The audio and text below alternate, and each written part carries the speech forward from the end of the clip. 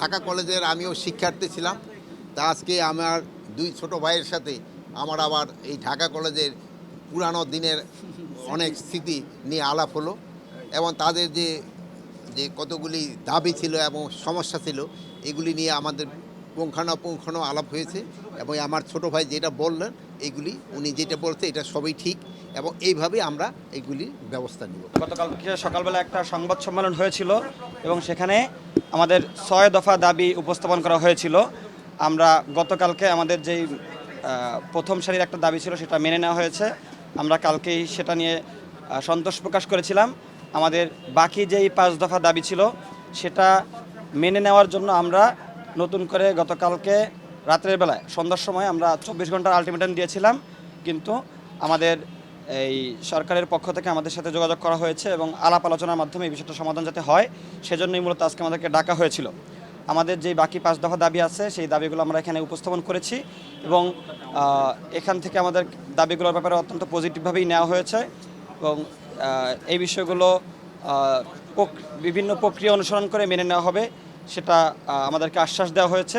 আমি যদি একটু বলি, আমাদের প্রথম দাবি ছিল হচ্ছে ঢাকা কলেজ সহ ৭ কলেজ শিক্ষার্থীদের সঙ্গে ঢাকা বিশ্ববিদ্যালয়ের শিক্ষার্থীদের সংঘাতের দায় নিয়ে ঢাকা বিশ্ববিদ্যালয়ের প্রভিসি মামুন স্যারকে ক্ষমা প্রার্থনা করে পদত্যাগ করতে হবে।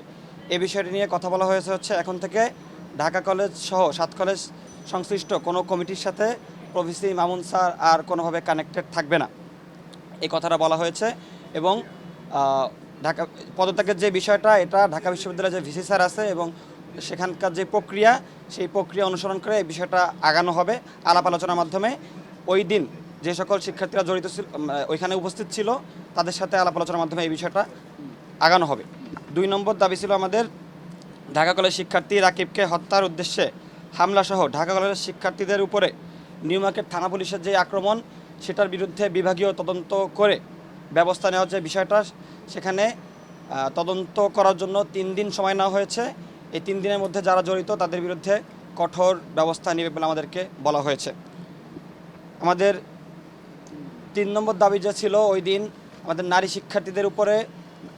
শিক্ষার্থীদেরকে নিয়ে যে কুরুচিপূর্ণ মন্তব্য করা হয়েছিল এবং ঢাকা বিশ্ববিদ্যালয়ে তারা যে আগে আমাদের উপরে শান্তিপূর্ণ কর্মসূচিতে আক্রমণ করেছিল যেন ক্ষমা চাওয়া সহ বাকি যে বিষয়টা সেটাও আমরা যখন ঢাকা বিশ্ববিদ্যালয়ের ভিসি স্যারের সাথে বসবো সে বিষয়টা সেখানে সমাধান করা হবে এবং এ বিষয়ে এখান থেকে সর্বোচ্চ সহযোগিতার আশ্বাস আমাদেরকে দেওয়া হয়েছে।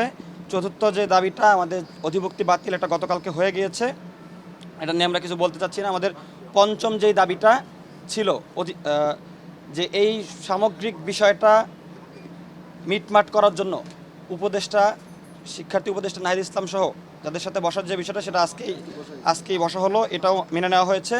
ষষ্ঠ যে দাবিটা ঢাকা বিশ্ববিদ্যালয় সংশ্লিষ্ট এরিয়ায় ঢাকা বিশ্ববিদ্যালয়ের বাহিরে যে সাধারণ শিক্ষার্থীরা আছে এবং সাধারণ জনমানুষ আছে তাদেরকে যে এতদিন ঢুকতে দেওয়া হইতো না, এই বিষয়টা আমরা বলেছিলাম যে এখন থেকে সিটি কর্পোরেশনের রাস্তা সবার জন্য উন্মুক্ত করে দেওয়া হবে।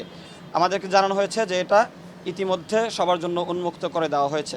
মোটামুটি আমাদের সব দাবিগুলোর বিষয়ে অত্যন্ত পজিটিভ এবং যেগুলো তাৎক্ষণিক মানে পূরণ করা সেগুলো পূরণ করা হয়েছে। এখন আমরা হচ্ছে যে বলেছিলাম যে ২৪ ঘন্টা পরে আমরা ৭ কলেজের সামনের থেকে ঢাকা বিশ্ববিদ্যালয়ের বাস সহ অন্যান্য বাস যে চলতে দিব না সহ যে কর্মসূচি এবং নিউ মার্কেট থানা ঘেরাও যে কর্মসূচি দিয়েছিলাম সেই কর্মসূচি আমরা প্রত্যাহার করে নিলাম।